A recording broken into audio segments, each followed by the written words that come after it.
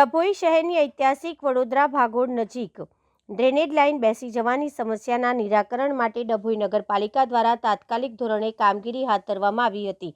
પાલિકા દ્વારા ડ્રેનેજ રિપેરિંગનું કાર્ય તો સંતોષકારક રીતે પૂર્ણ કરી દેવામાં આવ્યું છે, પરંતુ આ કામગીરીની આડઅસર રૂપે સર્જાયેલી ગંદકીના કારણે સ્થાનિકો અને રાહદારીઓમાં ભારે રોષ જોવા મળ્યો। કાસમાંથી નીકળેલો ગંદો કચરો અને માટી રસ્તા પર જ ઠલવાય। ડ્રેનેજની સફાઈ દરમિયાન વરસાદી કાંસ અને ગટરમાંથી જે ગંદો કચરો, કાદવ અને માટી કાઢવામાં આવ્યા હતા તે તમામ સામગ્રી પાલિકાના કર્મચારીઓ દ્વારા રોડની સાઈડમાં જ ઢગલા કરી દેવામાં આવી છે। કામગીરી પૂર્ણ થયાને 4 દિવસથી વધુ સમય વીતી ગયો હોવા છતાં આ ગંદકીના ઢગલાને દૂર કરવાની કે સફાઈ કરવાની તસ્દી નગરપાલિકા દ્વારા લેવામાં આવી નથી।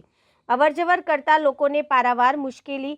વડોદરા ભાગોળે શહેરના મુખ્ય પ્રવેશ દ્વારોમાંનું એક છે અને ત્યાંથી વાહન તેમજ રાહદારીઓની સતત અવરજવર રહે છે। રસ્તા પર ગંદો કચરો અને માટીના ઢગલા પડ્યા હોવાથી નીચે મુજબની સમસ્યા સર્જાય છે। ટ્રાફિકમાં અવરોધ। રોડનો અમુક ભાગ કચરાથી ઘેરાયેલો હોવાથી અવરજવર માટે જગ્યા ઓછી થાય છે, જેના કારણે ટ્રાફિક જામની સ્થિતિ સર્જાય છે। દુર્ગંધ અને રોગચાળાનો ભય। ગટરમાંથી નીકળેલા સડેલા કચરા અને કાદવની દુર્ગંધ સમગ્ર વિસ્તારમાં ફેલાય છે, જે હવાને પ્રદૂષિત કરે છે અને મચ્છરોનો ઉપદ્રવ વધારીને રોગચાળો ફેલાવાનો ભય પેદા કરે છે। ઐતિહાસિક વડોદરા ભાગોળના કિલ્લાના આ ગંદકીના ઢગલાથી ગંભીર નુકસાન પહોંચ્યું છે।